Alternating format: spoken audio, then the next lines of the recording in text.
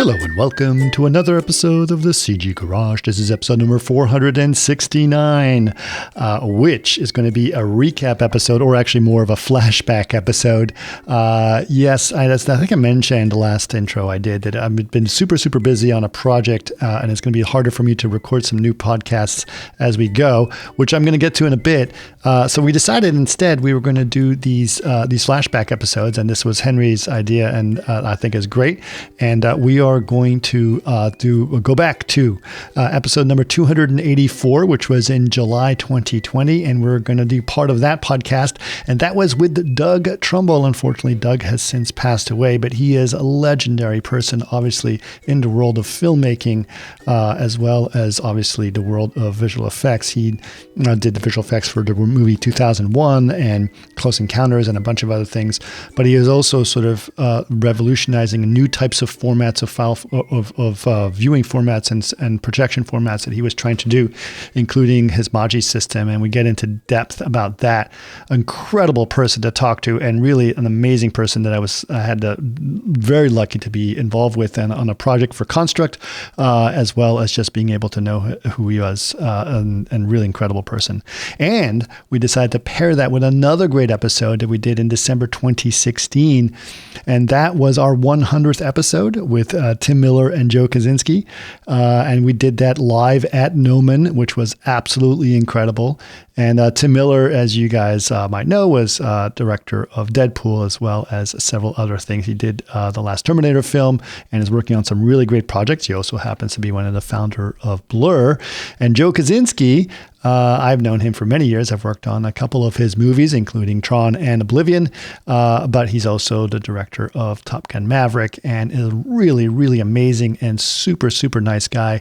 And that was a sort of a combined podcast we did for the 100th episode. And the cool thing about that specific episode, looking back now, obviously, is that was really one of the ones that really helped the podcast itself blow up.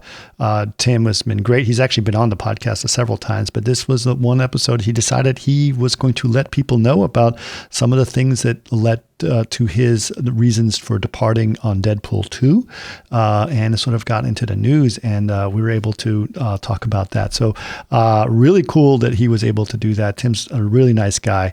And anyway, it was good to go back and sort of remember those days back in 2016, which is so long ago. It was 8 years ago. I can't believe that. So really cool that we're doing that. So why are we doing these recap episodes? Like I said, I have been super busy.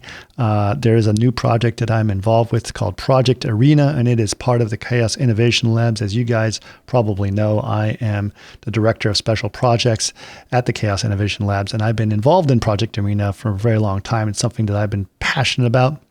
And I can finally start talking about it a little bit more, because there's been an article that we've been waiting to come out, that came out in Variety, and you'll probably see it by the time this podcast comes out, which talks a little bit about what we're doing. It is a very ambitious project. It's about virtual production. It's about real-time ray tracing. It's about Vantage, and basically how we're bringing Vantage to a virtual production experience, and something I've been passionate about since Construct, which I talk about a little bit with Doug on this particular episode.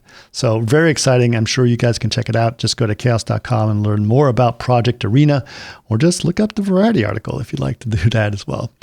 Okay, a couple of other big product announcements I want to do. I want to make sure you guys know about V-Ray 6 Update 2 in Maya and Houdini. The big thing for that is that we've added big support for Material X. If you want to know more about that, actually just go to the previous episode number 468, where we talk to Alex and Gosho about that particular update and what's going on there. Another thing I want to mention is that in terms of events, is that we will be at FMX, and we will be able to talk to you guys. I will not be at FMX, unfortunately, but a lot of Chaos people will be. And so that is happening April 22nd through the 25th. And that's going to, of course, happen in Stuttgart, Germany. And there'll be people there. And if you want to know more about Project Arena, I'm sure people would be happy to tell you more about that, or how you would like to get involved in Project Arena, which is also happening as well. Okay. But for now, you go back to 2020 with Doug Trumbull, and go back to 2016 with Tim Miller and Joe Kosinski. Welcome to another CG Garage, where the Chaos Group talks. You'll know it's over when the last bucket drops. We're gonna fire off rays in high dynamic range. We know that ambient occlusion is passe. Global illumination won't lead you astray. And while image-based lighting is really swell, you need to make sure everything has Fresnel. I remember when you showed, there was something that was really interesting that really sort of, it's the one thing when I saw it, that really resonated. And I went to the screening at Photochem, the first time I saw the construct at the Magi Specs. But there was you had done your own short, which was what was Infotog? Is that was Ufotog, right? Yeah. And there was it was great, but the thing that really sort of like made me go, like it was really amazing was we had a shot where you were looking at and it was really like looking into a window. It was no longer looking at film right. or a flick, as you said before, right? Right. And so you were looking through a window and you saw the characters moving through it. And in the window, there was a TV screen that was playing at 24 frames a second. Yeah. And you realized you created the contrast within the same frame to show you this is what 24 looks like, and this is what I'm looking at 120. And I was like, oh, and of course, if you do the math, you can do it because basically all you're redoing is 24 frames a second inside of the 120, right? You're just showing the image 5 times, and it makes sense. So it totally resonated for me for that time, and when I was a teenager, one of my favorite films was actually Brainstorm, and I love that film. And in fact, I have another podcast I do where it's me and two of my friends, and we're big film geeks, and we did a whole episode just on Brainstorm. We talked about it for 3 hours. Wow. And I'd love to see that. Oh, I'll definitely send it to you. But the thing that was interesting to me, and we realized when we were researching it, is that Brainstorm had those two states of film in there, right? You had when you were in the Brainstorm world, everything was done at 60 frames, right? It was. No, it actually was not. That was my plan, but I couldn't get the studio to do it. Oh, really? Yeah. So the only thing I was allowed, that movie was designed for the show scan process. That's what I was thinking. Yeah. So I had this. I'll backtrack to a little earlier in our conversation. because I want to hear this one too. Because I was at Paramount and I developed the show scan process, and I'm coming at it as a filmmaker and a director and a writer. Yeah. And we had this screening in Westwood in a theater we converted with a gigantic screen and a special projector. Charlie Bluedorn, who was the head of Gulf and Western that owned Paramount Pictures, was there with Barry Diller and Jeff Katzenberg and maybe a few others. I can't remember who all were there. But when the movie ended, Bluedorn jumped out of his seat, turned to the executives of Paramount and said, "Gentlemen, if we don't make a movie in this process, we're fools, because this is the future of cinema." Right. That was a big moment for me. I thought, aha, all my problems are solved. Now we're going to go off into the blue yonder and make wonderful movies. Right. Well, didn't happen for a lot of other reasons. I'm not going to burn up our time talking about that. But that was back in the late 70s. Okay. Of doing 60 frame, 70 millimeter film. And at that same moment in time, Paramount got all embroiled in the making of Star Trek: The Motion Picture. Okay. And they said, "Doug, we're really in a pickle here. We're having trouble with the visual effects. This movie is not working. Mm-hmm. We really need some help." And they were kind of begging me to come in and help them fix Star Trek: The Motion Picture. Okay. Robert Wise was directing, and it had all the cast and Nimoy and Shatner and everybody. And I said, "No, I'm not here under contract to Paramount to supply visual effects services. I've kind of moved on. I'm a director, but I've also invented this process." Right. The bottom line was that Paramount decided that it was much more important to them to get Star Trek done successfully than to deal with show scan. Okay. This was a huge event for me. Mm-hmm. They said, "Doug, take your show scan thing. We're not going to do it. We're closing Future General down. We don't want to do it. We want to do Star Trek." Okay. So I was asked to go into a meeting with Barry Diller and I don't know who else, Michael Eisner might have been there at the time, my lawyers, their lawyers. And they said, we are in such a pickle because this movie's production has been paid for by the exhibitors under a program called blind bidding, where they pay in advance for the rights to show a movie. Okay, this is kind of the stories that very few people know about. Yeah. And so I'm there, and so what's blind bidding? I said, well, the movie has been paid for by others, and if we don't deliver the movie to them on December 7th of this coming year, they're going to file a class action lawsuit against Paramount Pictures and close us down. Wow. And close all the theaters booked for the movie for the Christmas holiday. They're going to just close the theaters. Wow. Because the movie they paid for is not there. And so that was just going to basically put Paramount Pictures out of business. Wow. And so I was told, said, well, we've got to get this movie done. We don't care what it costs. We don't care how long it takes, but we need your help getting the movie done. So I said, okay, I will set everything in my life aside and I'll go fix this movie for you. Okay. That was my job. And that was what happened, but it sprung Brainstorm and ShowScan free of Paramount. They dropped the ball. So I was out looking for another studio to make Brainstorm, not at Paramount. And I don't know if you know about the whole scandal that went on during the years that David Beagleman was at Columbia Pictures. Oh, this was really fun. I was working with Steven Spielberg at Columbia Pictures doing Close Encounters, right, under a subcontract to them that Paramount had agreed to. This was previous to the Star Trek problem, to do the visual effects for Close Encounters. So Richard Urasich and I were doing the visual effects for Close Encounters, and that was all going just fine. I don't know what I'm trying to lead to with that is that Columbia got Close Encounters. David Beagleman was running Columbia. Yeah. David Beagleman embezzled a check sent to Cliff Robertson. Okay. Cliff Robertson found out about it, never got the money, and filed a lawsuit against Columbia Pictures for embezzling. So it's a long story. But anyway, this whole story is told in a book by David McClintock called Indecent Exposure. Okay. This is an amazing story of behind-the-scenes Hollywood that you just won't read anywhere else. Yeah. Anyway, David Beagleman got in hot water. It was a huge scandal on Wall Street. Columbia Pictures was teetering on the verge of some kind of huge scandal that would adversely affect their stock. But at the same time, Close Encounters was just about to come out, and they all knew it was going to be a blockbuster. Right. They all knew that we had done this amazing thing. So Close Encounters came out. It was hugely successful, but David Beagleman got ousted from Columbia Pictures. The board of directors said, you are out here. We got to get you away because you're scandalizing our company. Mm-hmm. I don't know the details of how it happened. Anyway, David Beagleman, the embezzler, ended up at MGM, running MGM. Right. Calls me because I had saved his butt on Close Encounters.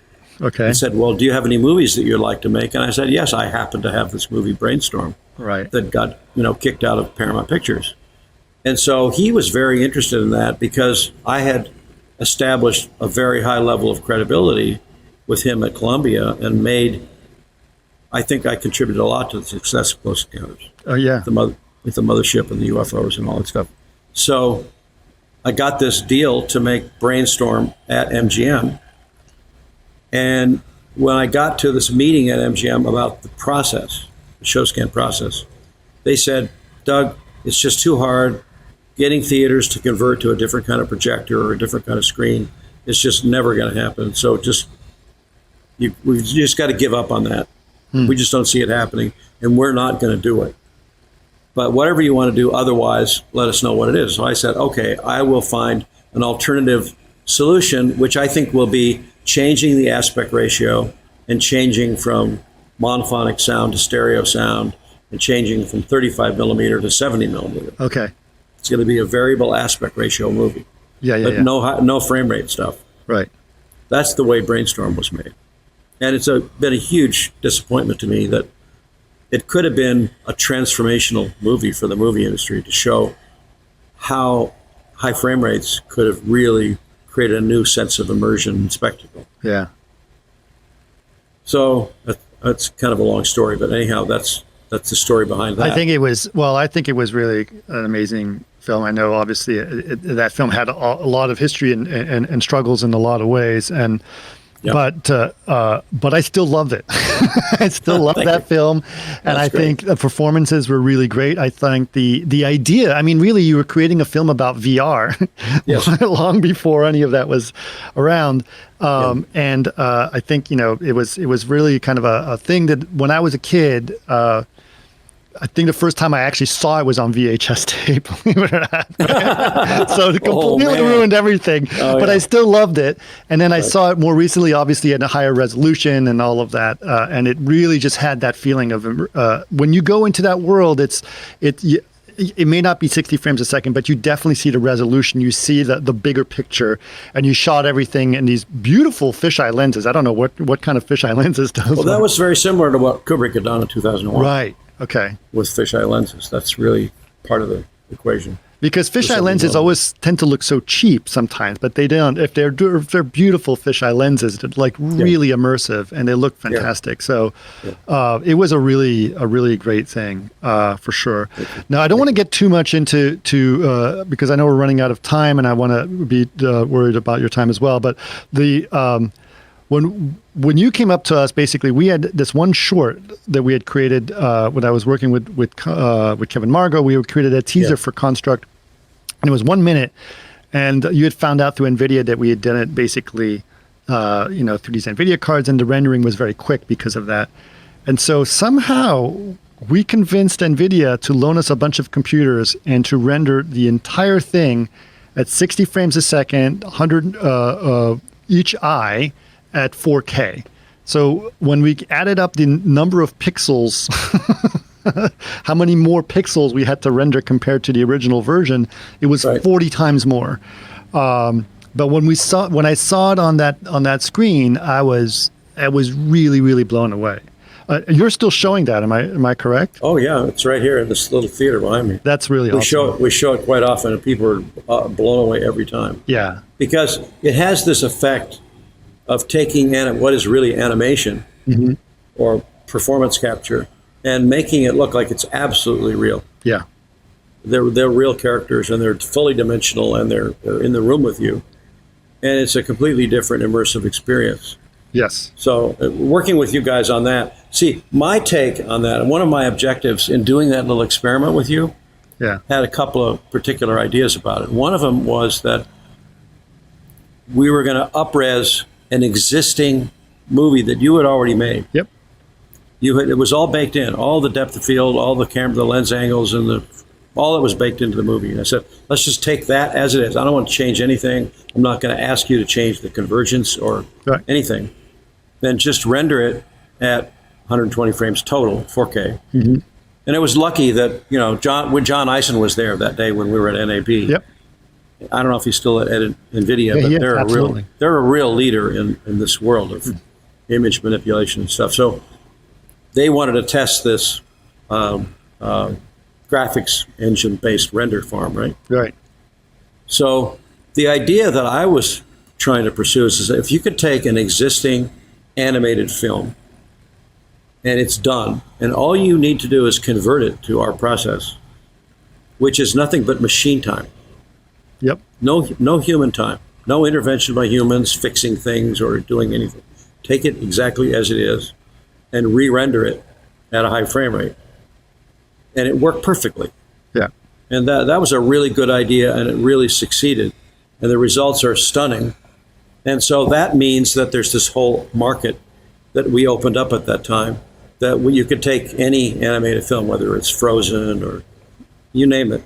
There's a million of really good animated films out there, and make them become much more powerful and much more real and much more compelling than they are in 2D or at 24 frames. Well, I learned so much from it because there were so many things that, as I was like looking through every detail, because I remember specifically we're talking about the shutter angle and all of this stuff. And I remember what we're trying to do. So for example, it's like, okay, so since the projector is going to project left eye, then right eye, left eye, right eye, left eye, right eye, we temporally offset it by 1/120th of a second so that whatever is being projected is temporally correct. We're not showing the same time at different times, right? We're showing the right time at the right time. Right. And the other thing that was also interesting is the motion blur, which is something, again, we are used to seeing motion blur to seem cinematic, right? But we did our motion blur physically correct as well, because what we did is the motion blur was a full frame of motion blur, so full 360, like the full exposure. Oh, really? Okay. Yeah, so that basically it's 1/120th of the time, so that it was as if the shutter was open for the whole time, and then the next shutter. So you're basically getting, as you said, the shutter is open the whole time. It's going left eye, right eye, but it's open the whole time. Yeah, and that's okay. Yeah, and that's what made everything look so smooth. But there was something interesting was I have been so used to not liking the 120 frame motion smoothing on TVs. When I see it this way, I'm like, there's something we've been doing that's been wrong for so long. So it was really interesting to see that. Well, I've been at this thing for an awfully long time, Chris, and it's just it's been very troubling to me that the movie industry has gone down this path of 24 frames with double shutters and blur and stuff for so many years, and it's become so habitual that it just doesn't want to change, and it doesn't want to learn anything, and doesn't want to do anything differently. And it's been a really hard path for me. I mean, I live with a grim world of being rejected and misunderstood, and yet everyone who comes here and sees Construct or youth photography or anything else, they're just utterly blown away. Right. They've never seen anything like it, and they say, wow, that looks like a movie. It tells a story. It's emotional. Everything you want it to be is there, but it doesn't have any bad artifacts or blurring or nasty stuff. And you can have tremendous high action. Yeah. And it's been a long haul for me. I'm still plugging away at it, even in spite of the fact that Gemini Man kind of distorted everyone's perception of what it could or should be. Because this is another little story I could tell you about working with, I guess it's Paramount who did Gemini Man. Okay. And I had to tell them, I said, listen, you guys, I know Ang Lee has basically derived what he's done based on my work. He's visited my studio 8 times. Yeah. He's had his cinematographers here, his editors here, his post-production team.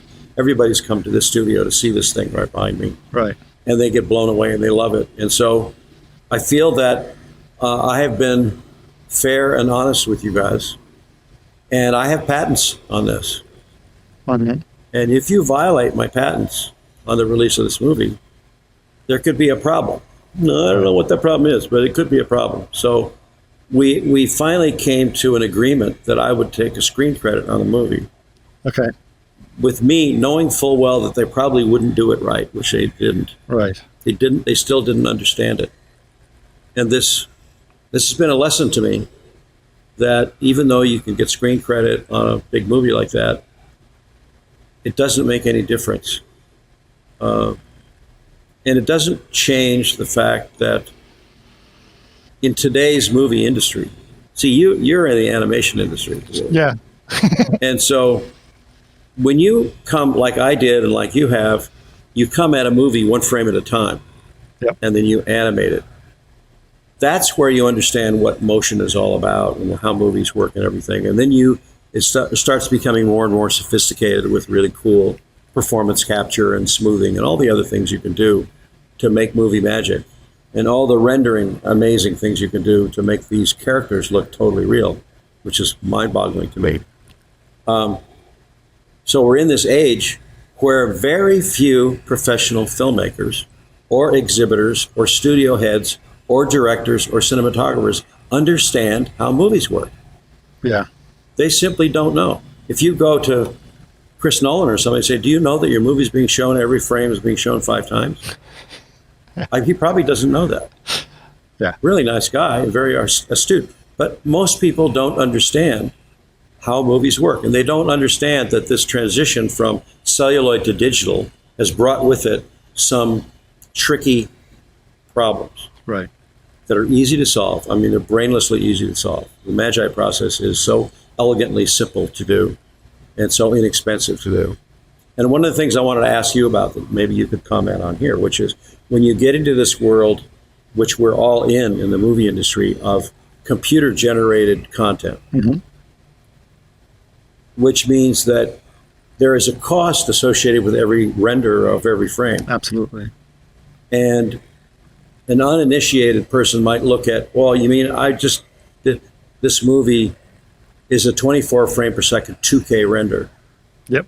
And it's gonna take up our entire render farm for X months to do this. And I'm saying, well, but why don't you do it at 120 frames? And they say, well, that's whatever number you came up with, Yep. how many pixels, 40 times more data. And they say, well, no way, we can't afford that. There's no way we could do that. I was on the set of Lion King recently. Yeah. When John and they were all dealing with rendering hair of the lion, Yeah. and it was completely clogging up the entire Disney render farm. Right. And they said, well, we can't do more frames. This would just be impossible, completely impossible. Or 4K, that would be impossible as well. Right. So I'm saying, well, okay, maybe you think it's impossible, but I think where the money goes is in the human talent and the human effort and the human design and the human animation. And only part of the money goes into the render. Right. Maybe you have some comments of what that ratio is. Well, there is so there is ways you can do this. Well, you are going to have to pay some way or another, right? And computer time is technically cheaper than artist time, for sure. But artist time is also expensive when the artist is waiting for renders. Yes. So that's kind of an issue. But you can solve that by doing your rendering on the cloud, because on the cloud, you just use more computers and less time. Yes. So then the artist is not necessarily waiting for frames. There's also a lot of data that has to be processed. That becomes a little bit more expensive as well. I believe that it is possible to do that 120 frames a second. I do believe that there's ideas to make that happen that I think are fundamentally right. But honestly speaking, and we only have a few minutes, unfortunately. But the other thing that is like, people are not necessarily going to go to theaters that much. In fact, right now, I can't really go to a movie. No, right? So now what we have to do is we got to rely on our TVs to be our movie theaters. And our TVs are fairly capable of creating some pretty beautiful images. They're pretty good. They're pretty good. Amazing. And you can do 120 hertz, at least, on a TV, technically speaking. Yes. So I'm actually curious, do you think that maybe that's the way we can do it? Because people technically have the ability to do it in their home? I think this is really fundamentally salient to what I'm working on right now. Yeah. Because you want to make a movie that's compatible with theaters and televisions. Yes.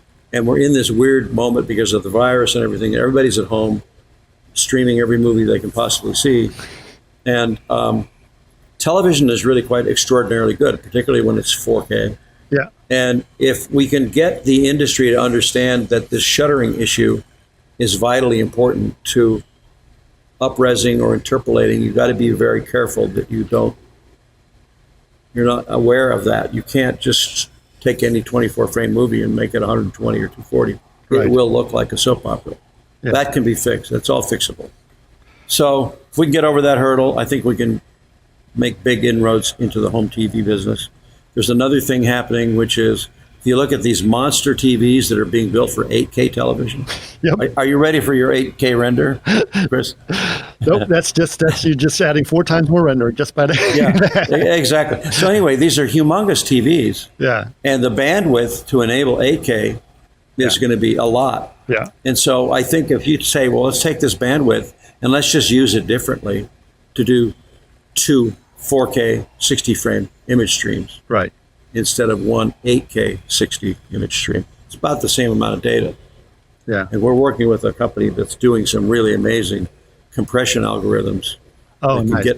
Can get the data rate down, and it still looks absolutely unperturbed. Yeah, I think that's going to be the key is compression. Yeah, it's going to be compression, yeah. So I think there's a lot of reason for optimism. Mm-hmm. And I'm not against television at all. I think it's an amazing thing. But one thing you have to also understand when you talk about frame rates or immersion, Yeah. or making what I call cinematic spectacle, Yeah. is you want a very wide field of view, like Cinerama was, or like D150 was, or Todd AO was. Okay. It's a very wide field of view, which means if you have an 8K or a 4K TV and you make a movie that's really designed to optimize that, you really should sit a little closer to your TV, Right. and be in the movie. It'll be much more powerful. Right. And one of the things they found in SMPTE studies is that when people buy a 4K TV, which is bigger than their 2K TV, they sit farther away. That's They weird. just can't naturally gravitate to seeing a movie that's far enough away from them so they don't get taken over by it. Right. Interesting. I don't know what to do with that, but I think that the home theater is going to start transforming and be really pretty good. And we know we can do our Magi process digitally and transmit it with reasonable bandwidth. Okay, hopefully you guys enjoyed that part of that podcast with Doug Trumbull, who's absolutely amazing, and I have been really pleasured that I got to know him. Unfortunately, as I mentioned, he passed away in 2022, which is very, very sad. But hopefully you guys enjoyed that. If you want to hear the full podcast, just go to episode number 284, and you guys can hear the whole thing the podcast in its entirety. But for now, we'll move on to the next one with Tim Miller and Joe Kosinski from December 2016. So, Tim, I want to actually ask you a couple questions. I want to sort of jump on a little bit. Okay. Last time we talked, you were in the middle of post-production on Deadpool, right? Yes. And you didn't... There was still a little bit of that shock that came from Comic-Con that, oh my God, people may actually like this movie, right? Yeah. You didn't really know if people... Oh shit, my career's not over. Yeah. Something like that, right? Before it even started. Yeah. And enough that you and, of course, the creative juices are going, it's like, I want to do a really great title sequence, right? Yes. And you wanted to do the title sequence that we were looking at earlier. And if you guys haven't seen, those who are streaming, you should look up the title sequence of the Deadpool, or if you haven't seen it, go see the whole movie, but it's an amazing one. What was funny is I saw yesterday, there's a video I was talking about, like, some of the best title sequences out there, and interestingly, that one came up as one of them, because it really kind of sets the tone. And what is really funny about it is it doesn't actually have anyone's names in there. Yeah. Which is risky for a title sequence. I guess, yeah. I mean, but it wasn't a title sequence. It wasn't really. It was a joke. It was a joke. Yeah. But like I was saying, before we started on the live stream, it's like I said this to my wife's like, we're going to watch Deadpool. So she goes, all right, I'll watch Deadpool with you. And she saw the title sequence, like, oh, I'm 100% invested. I mean, this movie is making fun of itself from the beginning, right? It just knows that humor. And that was also like, the thing is like, you are going to go see a very violent movie that's constantly joking around and is doing a bunch of stuff. And this is stuff that you had to prove to people that this was going to be possible. That people wanted to see this. And now Deadpool is the number one most successful R-rated movie of all time? Is that correct? I think so, unless that Jesus movie. Another grudge against Jesus. Right. That might have been like worldwide. Yeah. Jesus beat me. That's okay. Okay. All right. It's between, Second to Jesus. Jesus Like and Deadpool and Jesus. I like that. That's basically what he's trying to say. I'll take it. Yeah. But I mean, and I think you proved to people that people may want to see things that are not necessarily, PG or PG-13. Just first, I would say that that title sequence was, I would like to say, yeah, I conceived of it because I'm a genius, but one of the animatics, one of our artists who's now our director, Frank Balson, we hadn't cast the movie yet. So he was working on previs for the title sequence because we always knew it was going to be this frozen moment. And so it was Ryan Reynolds, and then we hadn't cast anybody else. So it was the hot chick, the cool teen, the CGI character. Right. And he just put him in there as placeholders. And we thought it was funny.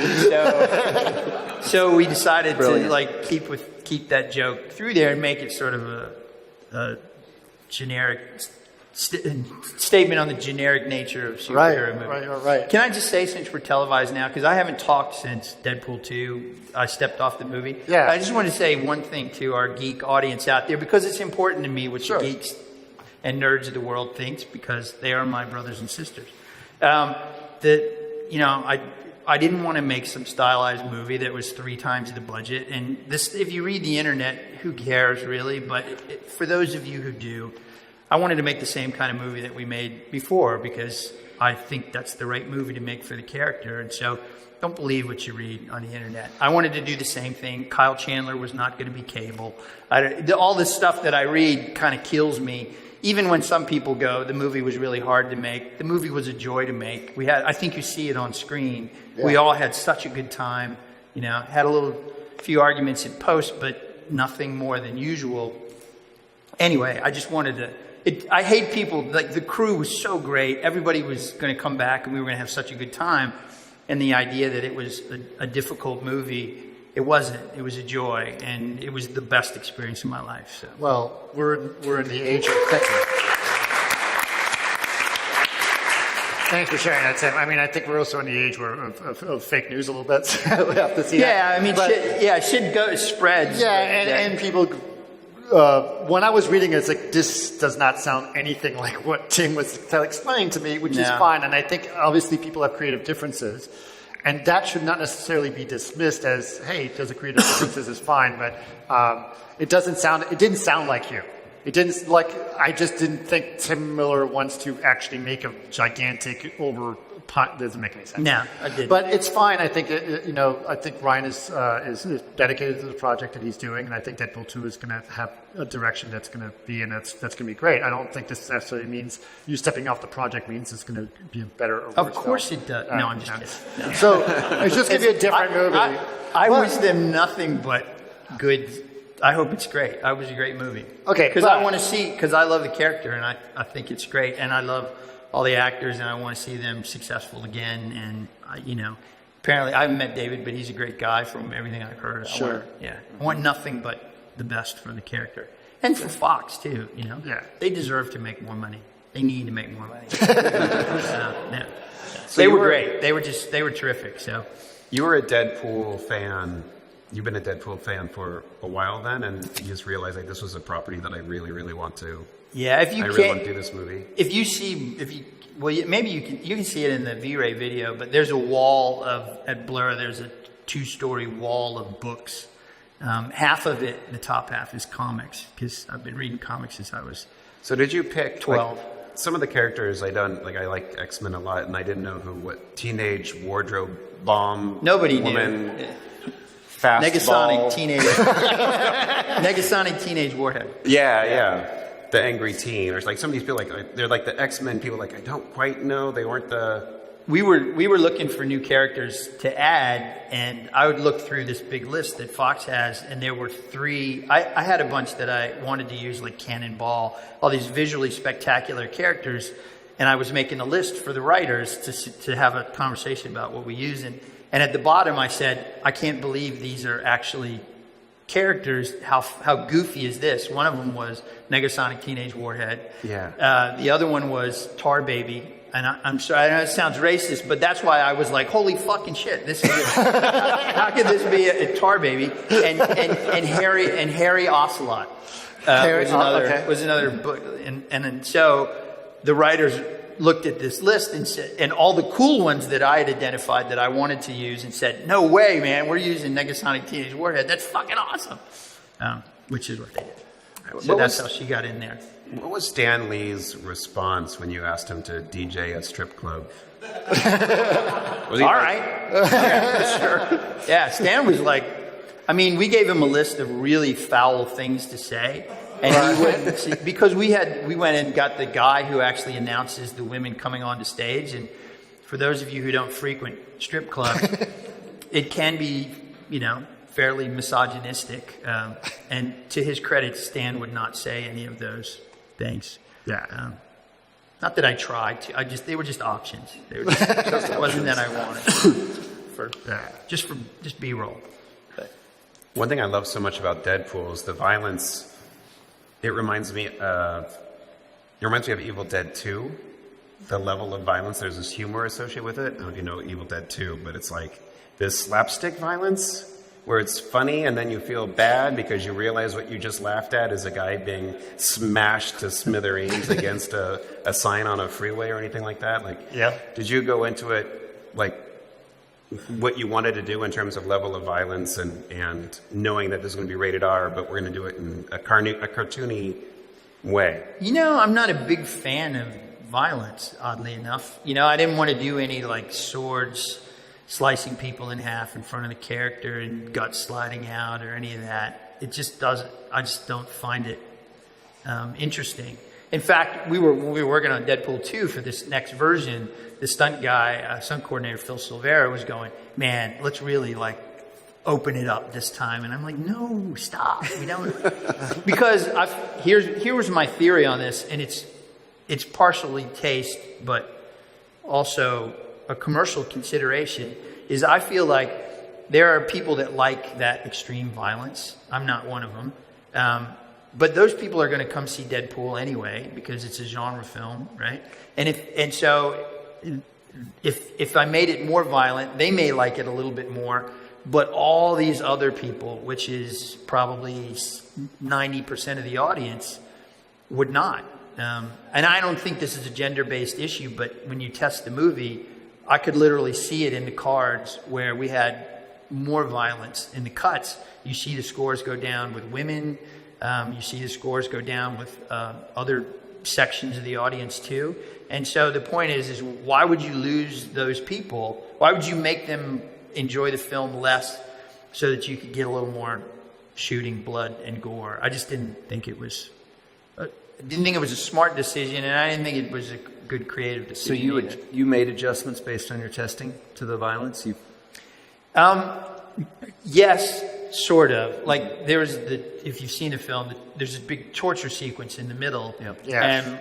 And you found out that the longer that sequence was, there was a longer cut of that, the harder it was for people to laugh. Like the bar scene on the end of the torture sequence is one of the funniest scenes in the movie, and people weren't laughing when we had a longer because cut. they were coming out of that. affected by the other part. Yeah, they'd spent so long in the darkness, it was really hard for them. How to many laugh. test rounds did you go through? We did 4. Wow. The first one was friends and family, and then 4 screens on the lot, which was fucking great. It's the great. I don't know why directors don't like it, but basically people come in and tell you what's wrong with your movie. Yeah, Right. and you did them on the lot at Fox. You didn't travel for them. They And is it wouldn't- just people they that wouldn't do it. work at Fox that come to see it, or?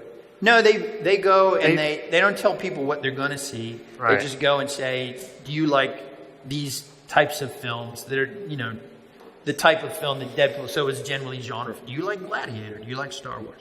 Come see this film. And they do. And what's really cool is you're in the audience when they announce. I mean, you probably do this. You're like, tonight you're going to be one of the first to see Deadpool or Tron. And people go, ooh, shit. Like, and then you feel really good because, people are excited about it. Yeah. So, That's cool. But Did you can literally see. And then we film the audience too, Right. watching the movie. Oh, really? Yeah, so you can see. And it was great That's because interesting. you'd get in an argument about, like, with Ryan and the writers, like, oh, that was funny, or which joke's funnier, and I would go, look at the Let's audience. go to the tape. Look, they're not laughing, so, That's a great idea. And sometimes I would be wrong, and I would go, man, that fucking killed that joke. And then you'd see the tape, and everybody's like, Yeah. And then it was terrible because in one important screening for the executives, when the executives see this tape too, there was one guy prominent, like right in the front row, and he's like this.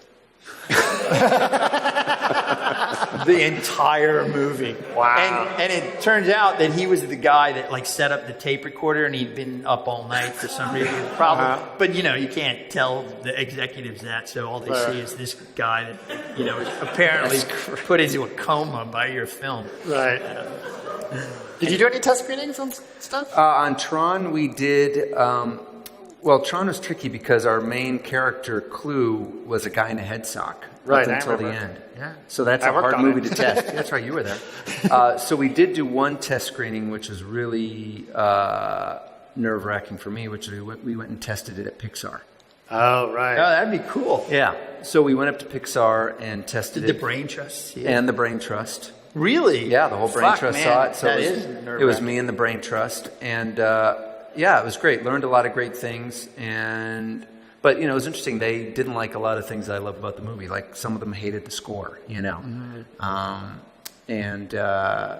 So you have to take, you know, you got to take it. Take some notes, reject others. But it was overall a really great experience and amazing, too. That's where I met, like, Michael Arndt and Brad Bird and Pete Docter and all those guys. So it was I remember amazing. when that screening took place. You were like, all right. Yeah, it was like I feel like it was in April or something. It must have been 8 months out. So it must have, I can't imagine what that cut We looked were like. getting It a bunch must of have been stuff like, we previs. got to get these shots final for Joe so he can take it to that. Previs and a guy with a headsock, yeah. How did you get on Tron? Because I've heard about, like, you've He done stole this this Halo commercial. And Was Blur gonna do Tron? Wow. Sorry. Yeah, they love my Halo commercial. It's kind of it's which such brought an him to the amazing. attention of Hollywood. Let's see, Tron. Tron was started with, you know, when you first come to LA and you want to be a director, you end up doing what they call the water bottle tour. Oh, yeah. We talk about, go back to listen to the Wes Ball podcast. He talks Yes. about taking the Yeah, so water bottle you go tour. around, you meet a bunch of executives and producers and writers around town. And one of the people I met was a guy by the name of Sean Bailey, who was a producer. Who did you say, Sean? Sean Bailey, who's now the president of production at Disney. Met him, and he said that Disney was trying to figure out Tron. And they've been trying, I think, for years. Yeah. And this was in 2008, I want to say, 2007. And just was wondering, like, if I had any interest. And I actually hadn't seen it in a long time. I just had remembered my impressions of seeing it as what would have been 7 years old, 8 years old. Yeah. And he kind of pitched me things they were talking about, which was in the realm of, I would say, the Matrix. It was like the internet, and like there were different lands that were different websites. So you could go to Google Land or Yahoo Land or whatever the websites were at the time. And there was one was like Egypt, and one was a jungle, and one was underwater, and there was like all these connected worlds. And I just said, you know, for me, the memory of Tron is so distinct. I am much more interested in the idea that the world has been sealed and the internet doesn't exist. It's this kind of ecosystem that's evolved for 30 years on its own. On its own, yeah. And what would that feel like? Like if you took the world of the 1982 world of Tron and let it evolve over 30 years to become this kind of photoreal landscape, it still felt like the 80s. What would that be like? And he was, I think he liked that idea. And I said, you know, rather than talk about it, I feel like it's something you need to see. How about I do a little test like you did? Why don't we do 2 minutes of it and see, so I can, you know, show you what it would feel like, and maybe hint at this narrative, which was this kind of Joseph Conrad, you know, Hearts of Darkness kind of journey to find this person who had been lost down the river. So Disney gave me some money to do a teaser, like you did, and over. I saw yours. It was beautiful. Oh, thanks. Yeah. Did you come over to DD? Is that where you saw it? I don't know where Okay. I saw it. Somebody had it and showed. Probably yeah. that shouldn't have had it and showed. I'm sure. Somebody had it. I'm sure. But we did it with like a 12-man team. I don't know if you were at DD then. No, I wasn't at DD, but I remember the guys who worked on it. Yeah, it was like 12 guys, they were on the and it was commercial like side of 6 things. months. Yep. And I convinced Jeff Bridges to be in it somehow. And we made this little 2-minute short and showed it to Disney. And Sean and I showed it to Disney, and we convinced them to test it at Comic-Con just to see, you know, if the fans would be interested in something like that. And we were. And they were. Yeah, it turns out they were. They would And never do that today. no, because there was no script. There was, I mean, Never. it was literally a 2-minute or 2 or 3 minute test video, proof of concept. Right. And they showed it at Comic-Con, and I remember being in the room, and I thought the response was good, but I don't remember it being like I wasn't sure. And then someone had recorded it on their cell phone from like the back, from the audience. Because I was up in the front with like the Disney executives, which was like the least fun place to be for watching it. Yeah. And someone recorded it from like the back row with the fans. And then I think that's what leaked online. And then you heard people do, Tron, is this Tron? Because you could hear like the whispers in the crowd. Because Tron was one of those, it wasn't a huge box office thing, but it had such a cult. Oh, it's following got a for third us. cult. And it's Definitely cult. It's one of the most stylized, it's like almost like design, like just beautiful design. Is so immediately recognizable, the original one, and still it is. And one thing that's really impressed with what you did with it is you maintained it, but you updated it, but at the same time, you're right, it still is 80s, it still is... You're able That's to why latch Joe into is so that. perfect for that movie, because his aesthetic is so clean. And So does the architecture come into that, amazing. your background? Oh, for sure. I mean, that movie is all about world creation. I mean, if you don't have a design background, I don't know how you do a movie like that. Because there's so many decisions to make, and you have to love it because there was so much building to do. Because it was so CG, it was such a joy to work with someone who understood the challenges we were dealing with, right? As an example, I was working on the light bike sequence. That was one of the things that I was in charge of, right? And the light bike sequence, as you know, was multi-level this time as opposed to a single one in the first movie. And we were examining, like, what would it be like to actually make all the glass look correctly, where they're all reflecting back and forth? And it turned into freaking Pee-wee's Funhouse really quickly because it was way too many ray trace reflections. And so you and I was like, no, we got to cut that down because you can't see what's going on anymore. Right. So you understood the problem. It wasn't like I had to convince you, and you because you have a CG background, you understood what the challenges were. Yeah, it was for me. It was a great first film to work on because there was certainly a lot of stuff I was comfortable with. Right. Diving in on that. But that was all V-Ray, right? We ended up switching halfway through. Yeah, it was. There was Eric Barba had been using V-Ray for a while, and I guess he started in Mental Ray. It was like in the commercial side, right? Yeah, and he started using it in Mental Ray, and then there was, not that I want to plug or whatever, but we were the big challenge, the big thing that drove the decision was that Mental Ray at the time could not do proper or 3D motion blur very well. Okay. And when you have, just as a technical thing, but if you have a bike, like a light cycle, traveling at 100 miles an hour on a piece of glass, if you do 2D motion blur, where you do it, in post, then the reflection is going to blur, and it needs to reflect and not blur. The glass needs to blur, but that's what it couldn't. So it has to, and so V-Ray could do that much faster, and there was a lot of very shiny surfaces that need to look correct.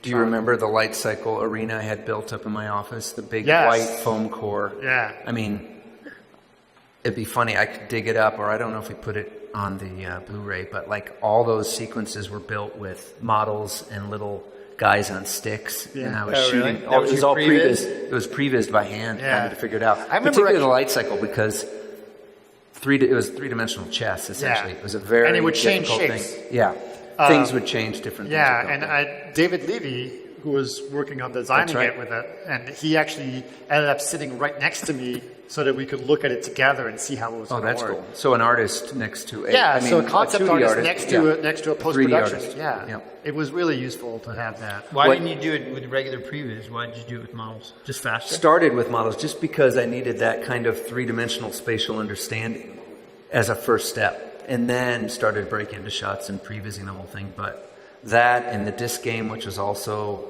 complicated, it was just better to have a model and figure it out, by hand. Yeah. We did a lot of stunt sequences with little men. Yeah.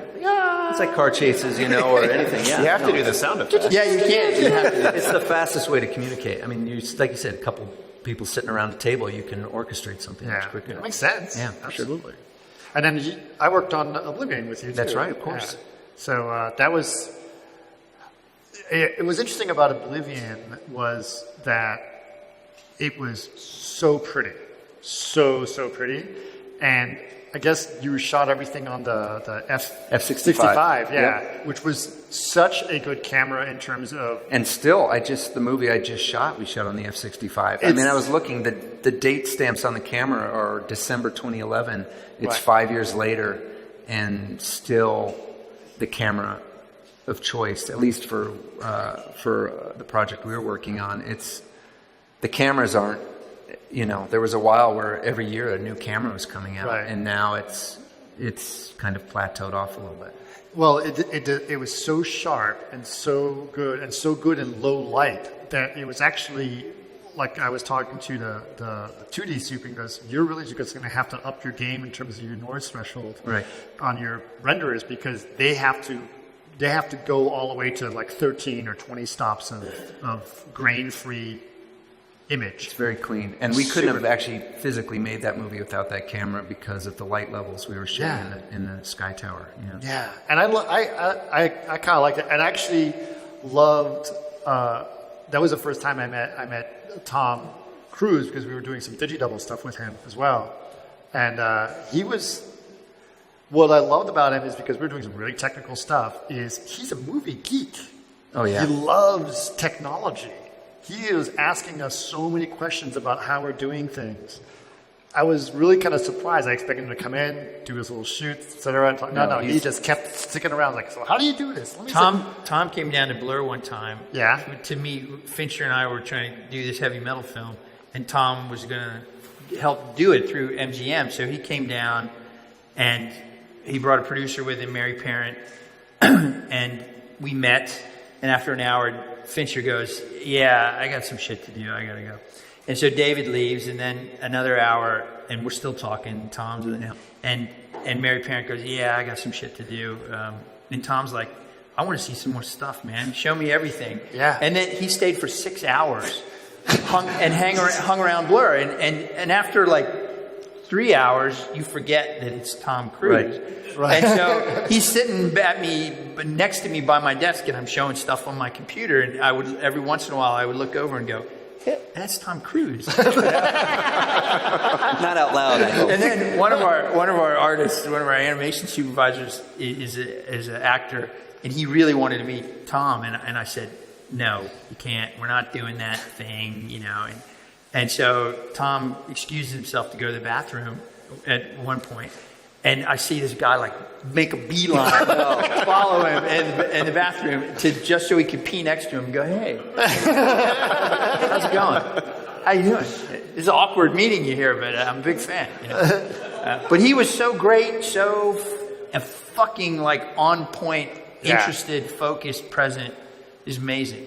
Well, we did all these things. We were shooting him, and I said, okay, because we have to shoot all these different expressions for the digi-double stuff. And he's like, all right, give me neutral. And he's like, perfect, like the most neutral expression possible. And every time we asked him, he was like a robot. I mean, it's amazing. And I mean that in a good way. Like he would just repeat things over and over again. So he was really, he's a professional. He's amazing. He's made a lot of movies with the biggest directors in the world, including, you. Amazing to work with, yeah. It was an amazing experience to work with him. I highly recommend doing a movie with him. Maybe he'll deign to do. Edge of Tomorrow is one of my favorite movies. It's awesome. Oh my God, that movie's so fun. I did not expect to laugh so much in that movie because it was really, really funny. Yeah. It was but awesome. Having gone, I've done a lot of meetings with David Fincher trying to sell different projects, and David's the big dog in the room, which is the way it should be. So you get used to everybody talking to David, and which is great for me because I could watch the interaction, learning the ropes, literally fucking 100 meetings. But Tom was like, "Tim, what do you think?" And I was like, "Me?" And it's just this really like, oh my God, I matter. And it really, it's like a powerful celebrity, you shouldn't, everybody puts their pants on one leg at a time. Sure. You shouldn't be overawed by that, but it's Tom fucking Cruise, and it's kind of giddy. Yeah.